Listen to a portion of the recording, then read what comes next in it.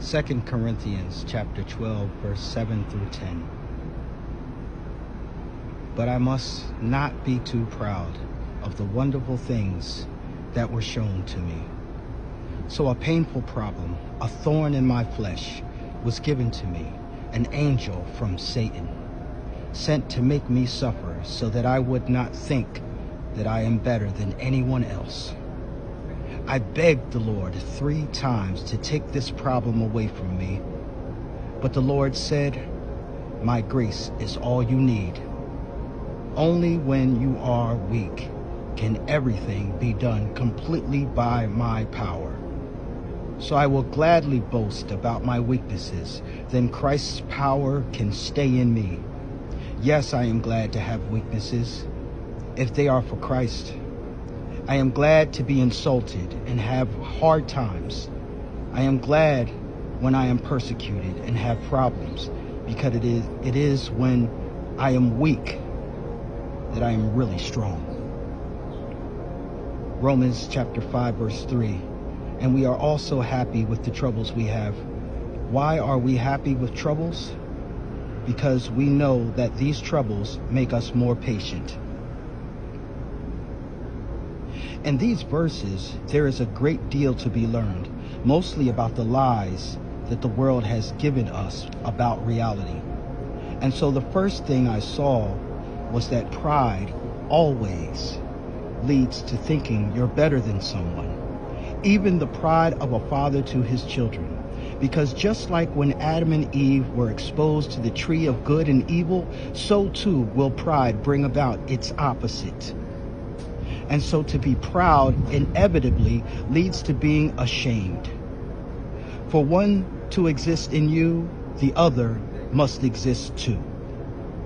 So the first point is to avoid pride.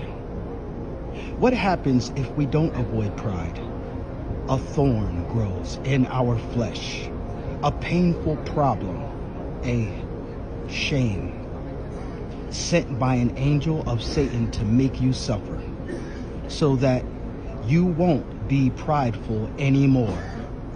That's what's supposed to happen. But our pride and ego is lacking of so much humility that instead of not being prideful, we'll take pride in not turning to God. We'll take pride in doing it ourselves. We'll take pride in denying we ever felt ashamed. You see, the thorn was allowed to remain so that Paul would remember his Lord, so that Paul would remember his prideful nature. So then he prays to God to remove the thorn, but God doesn't do it. God only replies, "My grace is all you need. For only when you are weak can everything be done in my power." If we understand what is happening in this conversation, we may begin to understand why some of our prayers haven't been answered and may not ever be answered. It's not a thorn to punish you. It's not a thorn to hurt you. It's not a thorn to let you know who's boss. It's not a thorn to show you how weak you are. It's a thorn sent by Satan because you opened the door. And it wasn't part of God's plan for you. But you ate the fruit. You ate the fruit. So now God is going to allow the thorn to remain because he knows it will lead you to him. And that is why we have this thorn now. This thorn called mental prison, physical prison, emotional prison, spiritual prison. The next thing we learn is that it is not weak to talk about your weaknesses, nor is it weak to have weaknesses. People will try to make you feel like you can't have weaknesses in order to be strong. But in these verses, God tells us that we are only strong because of our weaknesses. What I see here is that we all have a story of what happened to us. And there's a fine line between sharing your painful experiences, because you're losing the war against those experiences, and sharing your painful experiences so that others will know they aren't alone and that there's a way to defeat those experiences. Here in these verses, we see that if you are in Christ, your weaknesses are something to celebrate. Why? Because this qualifies you to receive the Father's promises. Paul actually says he is glad to be insulted and have hard times. I know it's not likely any of us will choose to think like this.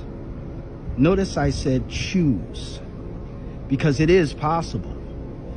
But will we choose to see the wisdom in what Paul is saying? That's the question. He tells us why at the end of verse 10 in Corinthians. He says, when I am weak, I am really strong.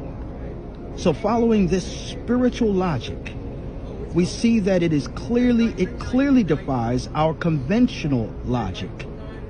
It's saying to us that in our weaknesses lies our true strength. Not in overcoming our weaknesses, not in our avoiding our weaknesses, but in acknowledging them. God is telling us there is nothing wrong with you, no matter what issues you are facing, as long as you believe in Jesus. Romans chapter 5 verse 3 tells us that patience is strength. Patience is waiting for a positive, patience is waiting with a positive attitude. It means I know I have to be here and deal with all sorts of unfairness and injustice, and it might last longer than I feel I can stand. But Lord, I'm going to trust you and rejoice and praise you and have faith in you, even in times like these. And even though I know not what is to come, and all this is very unfair, I will be glad because you love me. Brothers and sisters, I'm not saying we should not fight. I'm saying fight, but don't worry. I'm not saying don't complain. I'm saying bring your complaints to God. And learn patience, because if patience is strength, then what is impatience but weakness? Be glad and do good works for the sake of your Lord who created you and the Son who died for you. And in so doing, welcome into your life all that he has promised for you.